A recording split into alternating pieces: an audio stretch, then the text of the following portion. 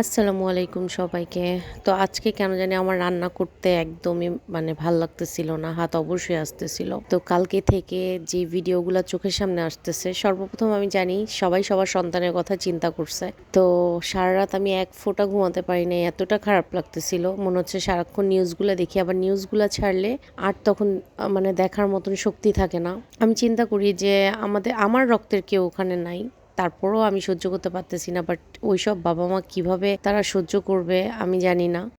যেসব বাচ্চারা বেঁচে আছে তারা কিভাবে সারভাইভ করবে ওগুলা দেখে আসলে এতটা ভিতরে অশান্তি কাজ করতেছে। যে সকল বাচ্চাগুলো বেঁচে আছে তারা যেন তাদের বাবা মার বুকে ফিরে যায় সুস্থভাবে, এটাই দোয়া করি। আর যারা মারা গিয়েছে তাদের যেন আল্লাহ জান্নাতবাসী করে। আর আমি ওই সকল মানুষের জন্য দোয়া করি যারা মানুষ নামের পিচাস, আল্লাহ যেন তাদের হেদায়েত দান করে।